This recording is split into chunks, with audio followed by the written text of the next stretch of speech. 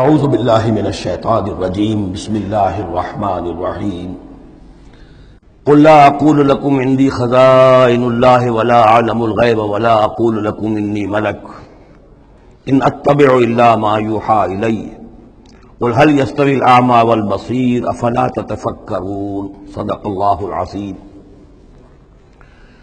اے نبی ان سے کہہ دیجئے میں تم سے یہ نہیں کہتا کہ میرے اختیار میں ہیں اللہ کے خزانے، تم مجھ سے کہتے ہو یہ دکھاؤ یہ دکھاؤ یہ دکھاؤ۔ میں نے کب دعویٰ کیا ہے کہ میرا اختیار ہے؟ کسی شخص سے مطالبہ کیا جانا چاہیے اس کے دعوے کے مطابق۔ میں نے الوہیت میں داخل ہونے کا کب دعویٰ کیا؟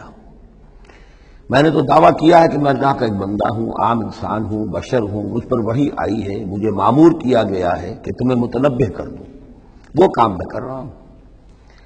لا اقول لکم عندی خزائن اللہ، میں تو نہیں کہتا کہ میرے پاس کوئی اللہ کے خزانے ہیں، میرے اختیار میں ہیں۔ ولا اعلم الغیب، نہ میں نے یہ دعویٰ کیا ہے کہ غیب کا علم مجھے حاصل ہے۔ ولا اقول لکم انی ملک، نہ میں نے تم سے کبھی یہ کہا ہے یا کہتا ہوں کہ میں فرشتہ ہوں۔ ان اتبع الا ما یوحی الی، میں تو بس اتباع کر رہا ہوں اس شے کی کہ جو مجھے طرف وحی کی جا رہی ہے۔ قل هل يستوي الاعمى والبصیر، کہیے تو پھر اب برابر ہو جائیں گے دیکھنے والے اور اندھے؟ افلا تتفکرون، تو کیا تم تفکر نہیں کرتے، غور و فکر سے کام نہیں لیتے؟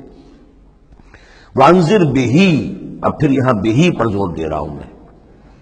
اے نبی اس قرآن کے ذریعے سے خبردار کر دیجیے، آپ کا کام انذار ہے، تبشیر ہے۔ اوپر آ چکا ہے وما نرسل المرسلین الا مبشرین، پہلے آ چکا ہے اوحی الی ھذا القرآن لانذرکم بہ ومن بلغ، یہاں پھر آیا وانذر بہ الذین یخافون ان یحشروا الی ربہم، خبردار کر دیجئے اس کے ذریعے سے ان لوگوں کو کہ جنہیں واقعتاً کچھ خوف ہے کہ وہ اپنے رب کی طرف لے جائے جائیں گے۔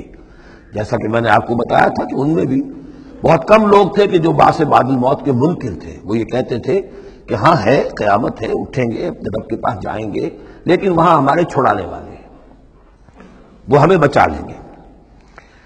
وانذر به الذین یخافون ان یحشروا الی ربہم لیس لہم من دونہ ولی ولا شفیع، ان کے لیے کوئی نہیں ہوگا اللہ کے سوا، نہ کوئی حمایتی نہ سفارش کرنے والا۔ اپنی ان مغالطوں کو رفع کر لیں، ان غلط فہمیوں کو رفع کر لیں۔